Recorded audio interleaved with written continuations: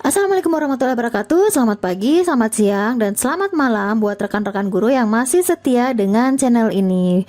Baik, di video kali ini saya akan berbagi lagi satu hal tentang PPG ya, khususnya untuk UKIN. So, jangan kemana-mana dan tetap tonton video ini dari awal sampai akhir ya.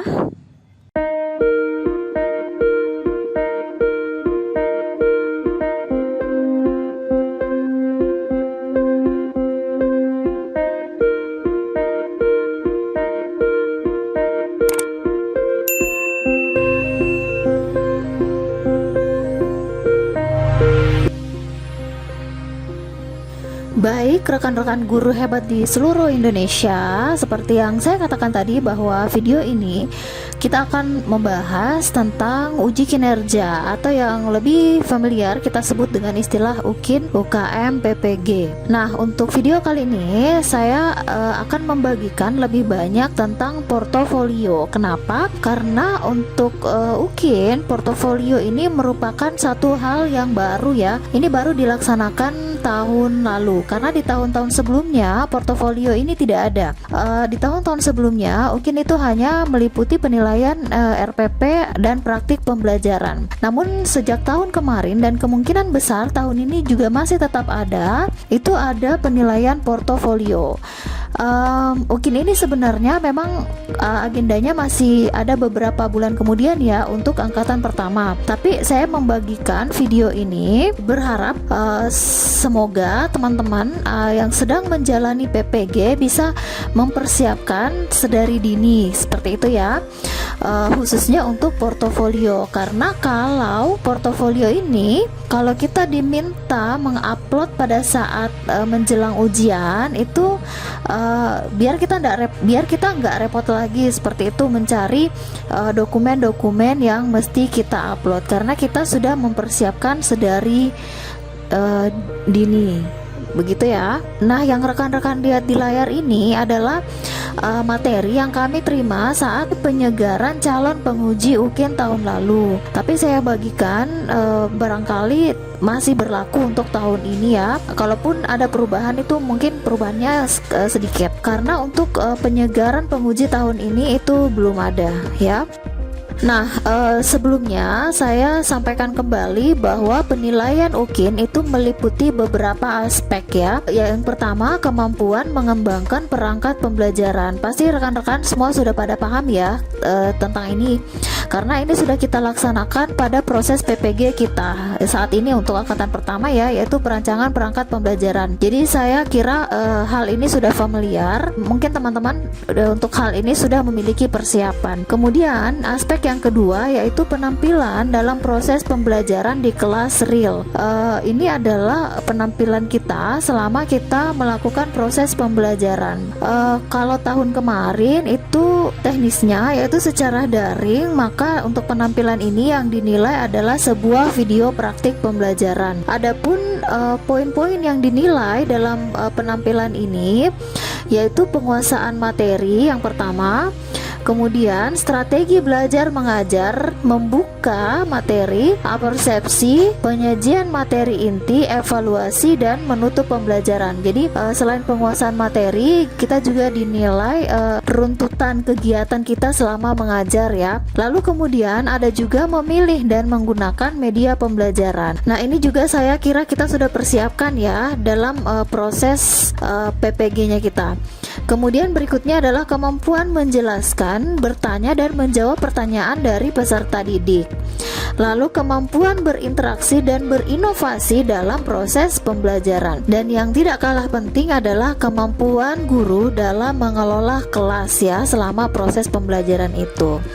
Nah, yang ketiga, aspek yang ketiga, selain pengembangan perangkat dan praktik pembelajaran, aspek yang dinilai juga yaitu portofolio. Nanti kita lihat lebih lanjut ya seperti apa portofolio ini. Oke, berikutnya tugas mahasiswa dalam UKIN seperti yang saya katakan tadi ada 3 jenis, yaitu perangkat pembelajaran kita, kemudian proses pelaksanaan pembelajaran ya, dan portofolio. Perangkat pembelajaran di sini sekurang-kurangnya harus memuat RPP, bahan ajar, media pembelajaran, dan instrumen penilaian. Saya kira ini sudah rekan-rekan mungkin sudah familiar ya, karena kita sudah melakukannya. Kalau tahun lalu ini perangkat pembelajarannya kita bisa pilih dari 3 dokumen yang sudah kita buat, tapi mungkin sekedar saran antisipasi buat rekan-rekan, mungkin bisa membuat satu lagi dokumen yang akan digunakan khusus untuk UKIN ya. Lalu untuk video pelaksanaan pembelajaran itu durasinya 30 menit. Kemudian perangkat dan video tersebut dikirim atau diserahkan kepada panitia lokal dalam bentuk cetak dan soft file paling lambat 3 hari sebelum pelaksanaan UKIN atau H-3. Untuk proses ini kita akan berhubungan dengan IT dari LPTK tempat kita melaksanakan PPG. Lalu yang keempat itu pengisian portofolio. Nah, pengisian portofolio ini dilakukan bersamaan dengan pengiriman perangkat dan video pembelajaran. Jadi waktunya sama ya untuk portofolio ini, karena dalam LMS itu satu bagian seperti itu. Nah, ini adalah rasional untuk pelaksanaan portofolio mencakup CP7 yang dimana guru diharapkan mampu mengembangkan diri secara berkelanjutan sebagai guru profesional ya. Di sini meliputi penelitian, refleksi diri, pencarian informasi baru, dan karya inovasi. Nah, ini dia rincian untuk komponen-komponen portofolio. Yang pertama tadi adalah penelitian ya, melaksanakan penelitian dan publikasi, yang dimana penelitian dan publikasi bisa meliputi laporan penelitian, seperti misalnya kita pernah mengadakan PTK, itu boleh. Kemudian yang kedua, artikel yang diseminarkan atau dibahas di forum ilmiah tertentu ataupun dimuat dalam proceeding atau jurnal ilmiah terakreditasi maupun tidak terakreditasi. Jadi selain laporan penelitian, kita juga bisa memasukkan artikel yang pernah kita muat dalam jurnal, seperti itu ya. Kemudian yang ketiga, tulisan ilmiah populer. Jadi selain penelitian dan artikel, kalau rekan-rekan pernah membuat tulisan ilmiah populer yang dimuat dalam surat kabar misalnya atau dalam majalah, itu boleh kita masukkan juga, itu ada nilainya. Lalu yang kedua itu melakukan refleksi diri. Nah, di bagian refleksi diri ini kita akan diminta memasukkan narasi ya tentang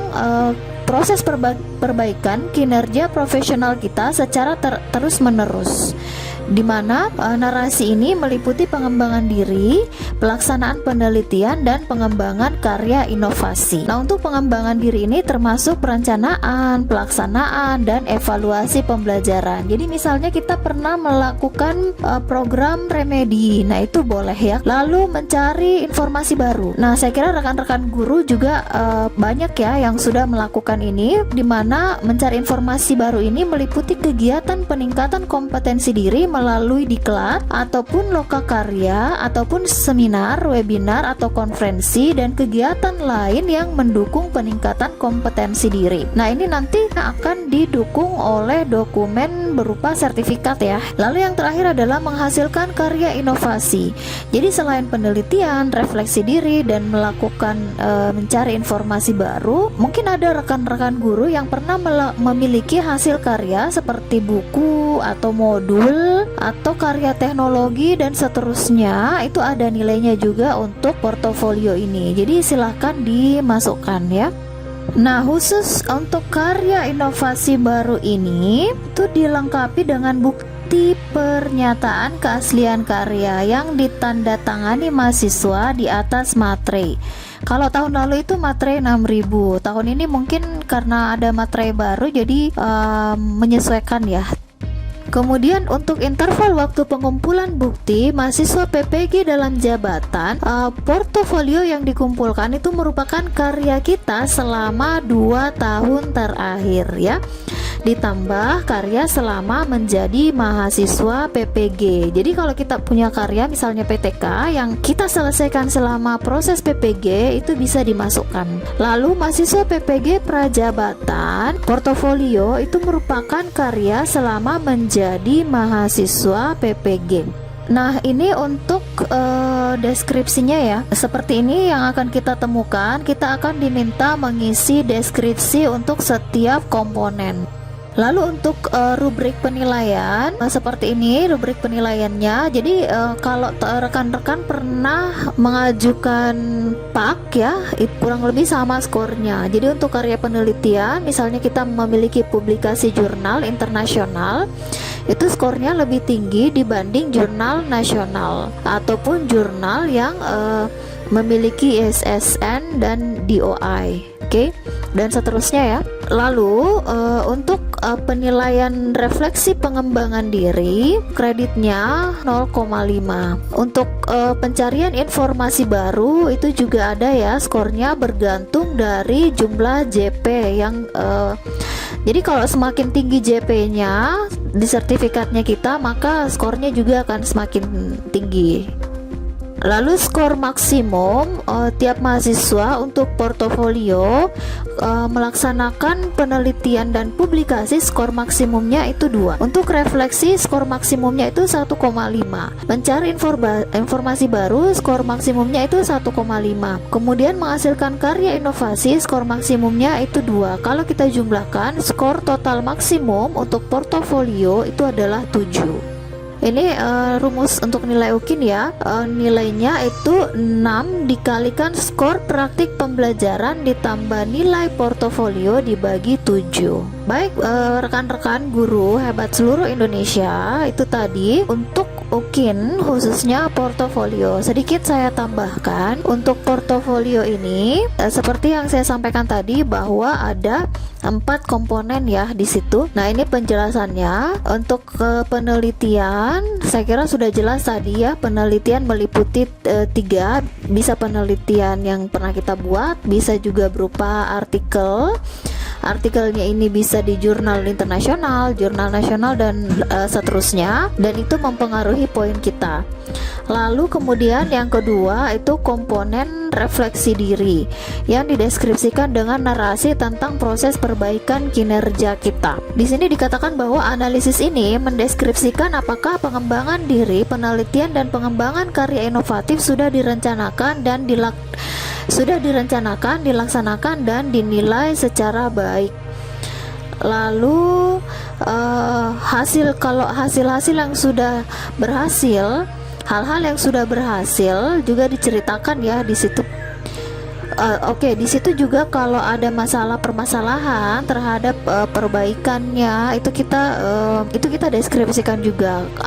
Adapun yang sudah berhasil juga diceritakan ya, untuk dijadikan penguatan kegiatan berikutnya. Perubahan ya atau perbaikan yang telah dilakukan mahasiswa itu dilampirkan. Kemudian komponen pencarian informasi seperti yang saya sampaikan tadi bisa berupa diklat, mengikuti diklat, dan misalnya lokakarya, seminar, dan seterusnya ya.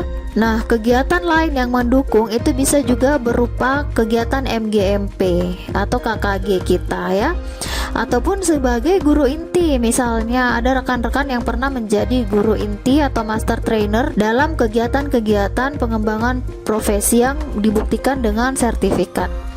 Nah, ini dia untuk komponen menghasilkan inovasi baru, itu bisa berupa buku ya. Bukunya bisa berupa buku pelajaran, buku referensi, atau buku lainnya, baik yang diterbitkan oleh suatu lembaga atau penerbit, baik yang memiliki ISBN maupun tidak memiliki ISBN. Lalu modul pembelajaran juga itu bisa masuk ya. Kemudian diktat untuk panduan praktikum dan seterusnya. Atau mungkin rekan-rekan pernah membuat media atau alat pembelajaran, yaitu hasil karya guru yang inovatif dan orisinil sesuai dengan mata pelajaran. Bapak Ibu ya, media atau alat pembelajaran dapat berupa alat bantu presentasi, alat bantu olahraga, atau alat bantu praktik dan seterusnya ya, yang membantu kelancaran proses pembelajaran. Berikutnya, karya teknologi tepat guna, yaitu karya hasil pengembangan dalam bidang sains, teknologi, sosial, dan humaniora yang dibuat menggunakan bahan, sistem, atau metodologi tertentu dan dimanfaatkan untuk membantu kelancaran pendidikan atau membantu kehidupan masyarakat. Karya seni juga bisa ya, karya seni dan karya olahraga atau hasil refleksi nilai-nilai dan atau gagasan manusia yang diekspresikan secara estetik dalam berbagai medium seperti seni rupa, seni gerak, bunyi, dan kata yang bermakna bagi kehidupan manusia. Nah, kurang lebih seperti ini tabelnya ya. Jadi judulnya, jenis karyanya apa, kemudian tempat publikasinya di mana, tahun terbitnya, edisi, volume, terus keterangannya jurnal internasional kah atau jurnal nasional, dan juga tambahan Bapak Ibu, kalau kita misalnya untuk penelitian ya, kalau kita penulis pertama atau kita penulis kedua itu beda ya skornya. Kalau kita penulis pertama itu semakin tinggi skornya. Nah, ini untuk pelaksanaan refleksi diri, kegiatan refleksi seperti apa, permasalahannya yang ditemukan seperti apa, perbaikannya, kapan kita laksanakan, dan keterangannya. Untuk pelaksanaan pencarian informasi baru, nama kegiatannya apa penyelenggaranya, peran kita seperti apa. Jadi kalau kita pembicara itu beda skornya dengan peserta ya atau panitia. Tempatnya di mana, tingkatnya seperti apa, dan waktunya itu kapan gitu ya. Nah, ini untuk tabel untuk kegiatan yang menghasilkan inovasi baru, nama produknya seperti apa, bentuknya, lalu deskripsi peruntukannya, bulan dan tahun pembuatan, misal, dan kalaupun disahkan itu siapa yang mengesahkan, dan kalaupun ada hak ciptanya itu bisa dilampirkan. Nah, ini rubrik penilaian. Nah, ini yang saya bilang tadi ya, kalau penulisnya itu misalnya 2 orang, kita adalah peneliti utama, itu skornya 60% dari skor maksimum, dan seterusnya. Nah, ini untuk inovasi baru, kalau buku itu semakin tinggi skornya.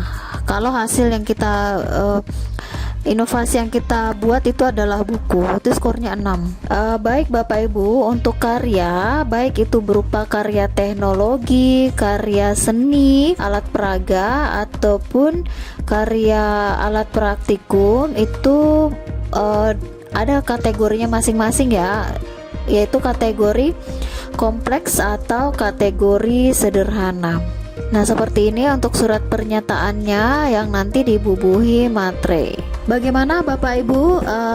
Semoga video ini bermanfaat. Jadi kalau tahun ini juga masih ada penilaian portofolio di dalam UKIN, maka Bapak Ibu mungkin bisa menyiapkan ya dari sekarang dokumen-dokumen yang akan kita unggah nanti di LMS yang akan dinilai untuk UKIN-nya kita. Terima kasih telah menonton video ini dari awal sampai akhir. Sampai jumpa di video kami yang lain. Wassalamualaikum warahmatullahi wabarakatuh.